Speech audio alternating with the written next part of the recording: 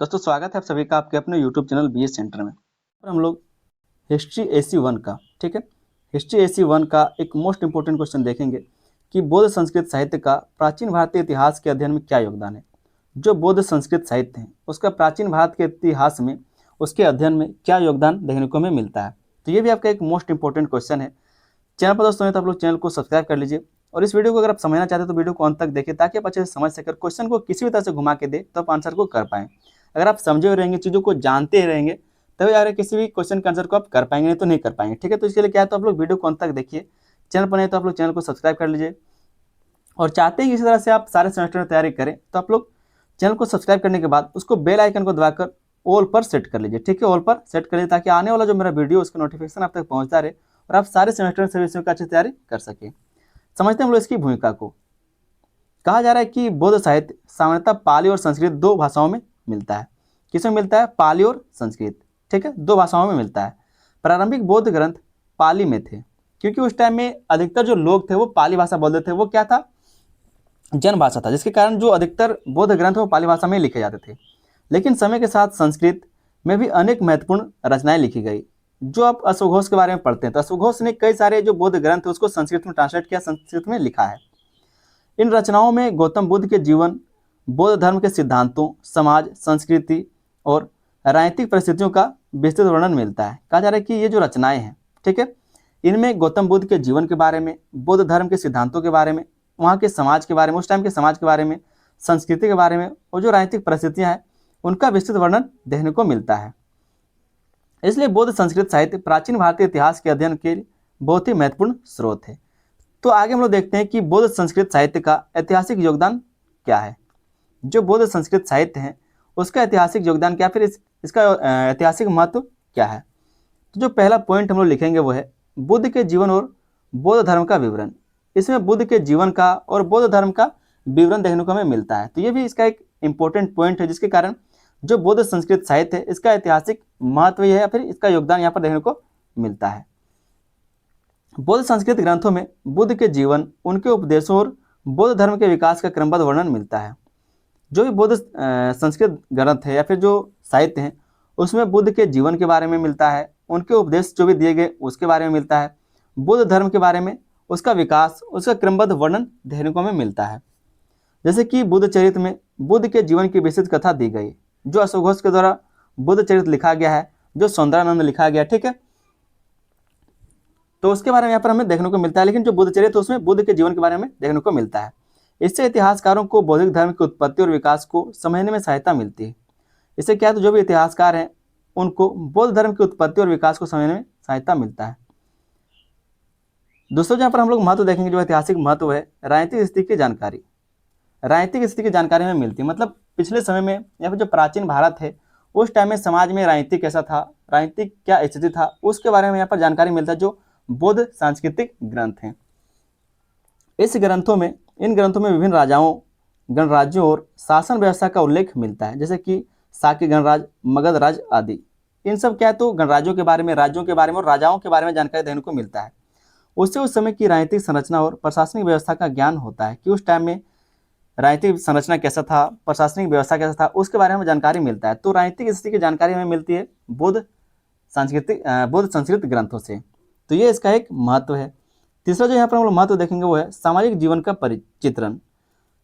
प्राचीन टाइम में समाज का जीवन कैसा था, जो सामाजिक जीवन वो कैसा था, उसका चित्रण हमें बौद्ध संस्कृत ग्रंथ में देखने को मिलते हैं। इन ग्रंथों में समाज के विभिन्न वर्गों जैसे कि राजा, व्यापारी, किसान, भिक्षु का उल्लेख मिलता है। विवाह, परिवार, स्त्री की स्थिति और सामाजिक रिवाजों का वर्णन भी मिलता है। इससे समाज की वास्तविक स्थिति का पता चलता है। प्राचीन भारत में जो समाज है उसमें कितने वर्ग थे, राजा कौन था, राजा था, व्यापारी था, किसान था, भिक्षु थे, उनका उल्लेख मिलता है कि वो क्या काम करते थे, कैसे करते थे, कैसे रहते थे, सारी चीज़ों का। साथ में विवाह कैसे होता था, विवाह की क्या परंपराएं थे, विवाह की कौन कौन से विवाह होते थे, परिवार कैसा था, स्त्री की स्थिति क्या होती थी उस टाइम में, सामाजिक रीति रिवाज कैसे थे, इन सभी चीज़ों का वहाँ पर वर्णन मिलता है। इससे समाज की वास्तविक स्थिति का हमें पता चलता है। तो ये हमारा सामाजिक जीवन का चित्रण करता है। कौन करता है? तो जो बौद्ध ग्रंथ हैं, जो बौद्ध संस्कृत ग्रंथ है, वो सब या इसके ऐतिहासिक महत्व हम लोग देख रहे हैं। चौथा जो बौद्ध संस्कृत ग्रंथ का ऐतिहासिक महत्व है आर्थिक जीवन का संकेत। आर्थिक जीवन का संकेत, जैसे कि व्यापार, नगरीय जीवन, धन संपत्ति और जीवन स्तर का वर्णन इन ग्रंथों में मिलता है। इससे उस समय की आर्थिक स्थिति और समृद्धि का अनुमान लगाया जा सकता है।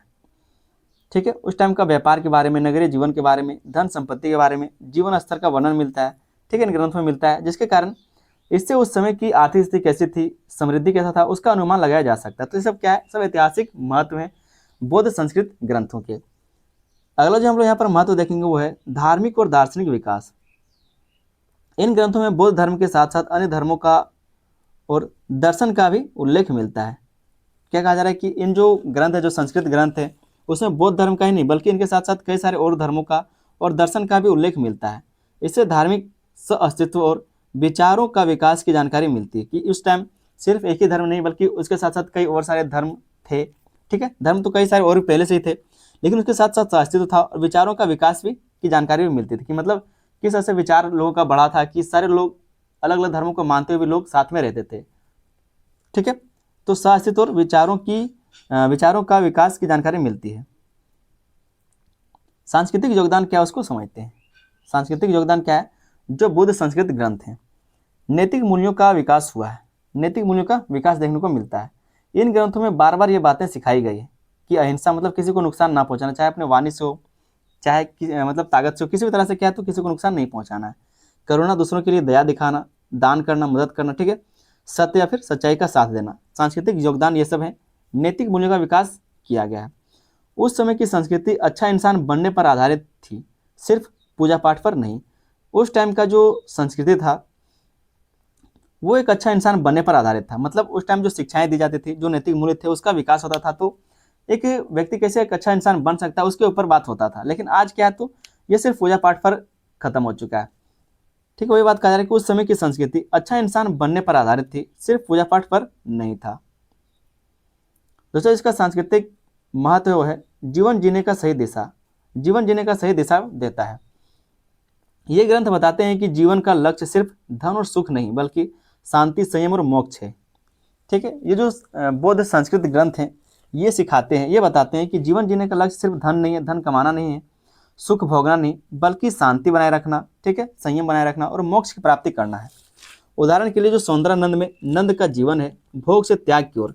जो सौंदर्यानंद का हम आपको क्वेश्चन करवाए थे, ठीक है, जो नंद है वो गौतम बुद्ध का सौतेला भाई है, जो अपनी पत्नी से बहुत प्यार करता है, अपनी पत्नी के साथ रहता है, महल में रहता है। तो वो अपने जीवन को छोड़ करके भोग को त्याग करता है और क्या करता है, तो तपस्या की ओर बढ़ जाता है, निर्वाण की ओर बढ़ जाता है। ठीक है, इसे समझ आता है कि समाज में आध्यात्मिक सोच बढ़ रही थी और इन सब चीज़ों को देखते हुए ऐसा पता चलता है कि उस टाइम में जो आध्यात्मिक सोच वो बढ़ रहा था। तीसरा जो साहित्यिक महत्व है वो है शिक्षा और ज्ञान की परंपरा। शिक्षा और ज्ञान की परंपरा। बौद्ध ग्रंथों में कहा जा रहा है कि बौद्ध ग्रंथों में विहार और शिक्षा के केंद्रों का उल्लेख मिलता है। बौद्ध ग्रंथों में क्या है, तो जैसे कि बौद्ध विहार हुआ करते थे उसके बारे में, और कहा जा रहा है कि शिक्षा के केंद्रों का उल्लेख यहाँ पर देखने को मिलता था। यहाँ धर्म के साथ साथ तर्क, दर्शन और जीवन कौशल का भी सिखाया जाता है। मतलब जीवन को कैसे जीना चाहिए, जीवन को कैसे जी सकते हैं, एक अच्छा जीवन कैसे जी सकते हैं, उसके साथ तर्क कैसे, हर चीज़ में तर्क, मतलब कह सकते हैं कि कोई कहे कि भगवान है तो उसके लिए तर्क चाहिए, दर्शन सिखाया जाता था और जीवन कौशल भी सिखाया जाता था। ठीक है, उस समय भारत केवल धार्मिक ही नहीं बल्कि ज्ञान का भी केंद्र था। तो इस तरह से शिक्षा और ज्ञान की परंपरा उस टाइम क्या है, तो एक साहित्यिक महत्व है इसका। हम लोग दोस्तों देख रहे हैं बौद्ध संस्कृत साहित्य का प्राचीन भारतीय इतिहास के अध्ययन में क्या योगदान है। ठीक है, तो सांस्कृतिक योगदान ये हम लोग को देखने को मिलता है। जो चौथा योगदान है सांस्कृतिक योगदान वो है धार्मिक सहिष्णुता। ठीक है, धार्मिक सहिष्णुता। इन ग्रंथों में अन्य धर्मों और विचारों का भी उल्लेख मिलता है। बहस, चर्चा और संवाद को महत्व दिया गया है। उस समय समाज में विचारों की स्वतंत्रता और सह अस्तित्व था। कहने का मतलब है कि जो संस्कृत साहित्य है प्राचीन भारतीय इतिहास के अध्ययन के लिए क्या योगदान है, तो इसमें धार्मिक सहिष्णुता एक योगदान कह सकते हैं। जो सांस्कृतिक जो साहित्यिक योगदान है उसमें से धार्मिक सहिष्णुता, मतलब ग्रंथों के लिए क्या है, धर्मों के विचारों पर क्या है, तो उल्लेख मिलता है, बहस देखने को मिलता है, चर्चा देखने को मिलता है, संवाद का महत्व दिया गया है। लोग बहस करते थे एक दूसरे के साथ, ऐसा नहीं कि लड़ाई झगड़ा, मतलब बहस का मतलब है कि कोई नॉलेजेबल चीज़ों पर, ठीक है, जानकारी वाली चीज़ों पर बहस करते थे, चर्चा करते थे किसी मुद्दा पर, संवाद करते थे। तो इन सब चीज़ों का महत्व यहाँ पर देखने को मिलता है। उस समय समाज में विचारों की स्वतंत्रता और अस्तित्व बहुत ही ज़्यादा था। अगला जो हम लोग यहाँ पर योगदान देखेंगे वो है कला और साहित्य का योगदान। कला और साहित्य का विकास यहाँ पर देखने को मिलता है। इन ग्रंथों में काव्य, नाटक, कहानी और उपमा, प्रकृति वर्णन आदि का सुंदर प्रयोग मिलता है। कला और साहित्य का भी विकास यहाँ पर देखने को मिलता है। इससे पता चलता है कि उस समय साहित्य और कला बहुत विकसित थी। ठीक है, तो इस सबसे पता चलता है कि जो प्राचीन समय था, जो प्राचीन भारत था हमारा, उस टाइम में जो हमारा कला है, जो साहित्य, उसका विकास कैसा था, किस स्थिति में वो था। प्रमुख ग्रंथों का महत्व देख लेते हैं। जो प्रमुख ग्रंथ जैसे कि महावस्तु हो गए, तो इस तरह के और भी जो प्रमुख ग्रंथ है उसका क्या महत्व है उसके बारे में हम लोग थोड़ा सा समझते हैं। ठीक है, आपने अभी तक जो है क्या क्या समझ लिया उसको एक बार रिकॉल कर लेते हैं। अभी तक आपने क्या क्या समझ लिया? हमने सांस्कृतिक योगदान को समझ लिया, और जो ऐतिहासिक योगदान है, ठीक है, उसको जो साहित्यिक ऐतिहासिक योगदान है उसको भी समझ लिया। जो बौद्ध संस्कृत साहित्य का ऐतिहासिक योगदान उसको समझ लिया। ठीक है, और जो आपका सांस्कृतिक योगदान उसको भी समझ लिया। आगे दोस्तों हम लोग देख लेते हैं जो प्रमुख ग्रंथ है उसका क्या महत्व है। तो पहला जो ग्रंथ है वो है महावस्तु। महावस्तु के बारे में आपको बता चुके थे कि ये बुद्ध के बारे में लिखा हुआ है। ठीक है, बुद्ध का जीवनी की तरह ये लिखा हुआ है। यह ग्रंथ बुद्ध के जीवन और उनके पूर्व जन्मों, जातक कथाओं का विस्तृत वर्णन करता है। इसमें समाज, लोगों की सोच, दान पुण्य, धर्म और नैतिकता की झलक मिलती है। महावस्तु का जब हम क्वेश्चन करवाए थे तो वो चीज़ आपको याद होगा कि महावस्तु में गौतम बुद्ध के जीवनी के बारे में लिखा है, उनके पुनर्जन्म के बारे में लिखा है, उनके उपदेशों के बारे में लिखा है, उनके आदर्शों के बारे में लिखा हुआ है। उदाहरण के रूप में लोग दूसरों की मदद करना, त्याग करना और सत्य बोलना आदर्श मानते हैं। ठीक है, इससे हमें समझ में आता है कि उस समय के लोग धार्मिक और नैतिक जीवन को कितना महत्व देते थे, और समाज का मानसिक ढांचा कैसा था, और समाज का जो मानसिक मतलब सोचने का जो तरीका था वो कैसा था। तो ये महावस्तु में लिखा हुआ। दूसरा जो यहाँ पर हम लोग देखेंगे वो है ललित विस्तर। ललित विस्तर, इसमें गौतम बुद्ध के जन्म से लेकर ज्ञान प्राप्ति तक की घटनाओं को बहुत विस्तार से और भव्य तरीके से बताया गया है। इसमें कई सारी चमत्कारिक घटनाएं भी है जिससे बुद्ध को दिव्य रूप में दिखाया गया है। तो ये सब हम लोग क्या देख रहे हैं, सब कुछ जो महाग्रंथ है, जो ग्रंथ है, उसके बारे में हम लोग थोड़ा सा जान रहे हैं। इससे यह पता चलता है कि समय के साथ बुद्ध को एक साधारण गुरु से भगवान जैसा मानने की प्रवृत्ति बढ़ी, यानी धार्मिक सोच में बदलाव आया। तो ये सब कुछ ग्रंथ है। ठीक है, अगला जो ग्रंथ है वो है दिव्यावदान। दिव्यावदान यह कथाओं का संग्रह है जिसमें कई ऐतिहासिक घटनाएं भी जुड़ी हुई हैं, जैसे कि सम्राट अशोक और उनके जीवन से संबंधित प्रसंग हैं। इससे हमें इतिहास और धर्म का मिश्रण मिलता है, यानी धार्मिक कथा के अंदर ऐतिहासिक तथ्य छिपे होते हैं। इन्हें इतिहासकार उपयोग करते हैं। इन्हें क्या, तो जिन्हें इतिहासकार उपयोग करते हैं मतलब इतिहास और धर्म को मिला के इतिहासकार क्या करते हैं, उसको देखते हैं और सही चीज़ों को मापते हैं। तो ये सब कुछ बौद्ध संस्कृत साहित्य या फिर ग्रंथ हैं। अश्वघोष की रचनाएं जैसे कि हो गए आपके, जैसे बुद्ध चरित्र और सुंदरानंद हो गया। ठीक है, इनमें बुद्ध के जीवन, त्याग, वैराग्य और मोक्ष की बात को काव्य में समझाया गया है। बौद्ध धर्म को संस्कृत और उच्च वर्ग तक पहुंचाया गया है। समाज के जीवन, राज दरबार, स्त्री पुरुष संबंध आदि की जानकारी मिलती है। ये जो अश्वघोष की रचनाएं की गई उसमें हम आपको बता चुके हैं, पिछले क्वेश्चन बताए थे, इसी के बारे में हम लोग समझे थे। ठीक है, आगे हम लोग देख लेते हैं कि समालोचनात्मक दृष्टि। ये सब जो हम लोग पढ़े उसका एक समालोचनात्मक दृष्टि समझ लेते हैं। ठीक है, कि इसमें कहा क्या जा रहा है, क्या हमने समझा, क्या देखा। अलौकिक पर कल्पनात्मक तत्व। अलौकिक और कल्पनात्मक तत्व, कई ग्रंथों में चमत्कार और कल्पना का समावेश है जिससे ऐतिहासिकता सीमित हो जाती है। कई सारे जो ऐसे ग्रंथ हैं, जो बौद्ध ग्रंथ है, उसमें चमत्कार के बारे में कहा गया है कि जो बुद्ध का जन्म चमत्कार तरीके से हुआ है, ठीक है, अलौकिक तरीके से हुआ है। तो इसके बारे में कहा गया जिससे कल्पना का समावेश मिलता है, जिससे ऐतिहासिकता सीमित हो जाती है। दूसरा जहाँ पर हम लोग समालोचनात्मक दृष्टि देखेंगे वो है धार्मिक पक्षपात। ये ग्रंथ बौद्ध दृष्टिकोण से लिखे गए।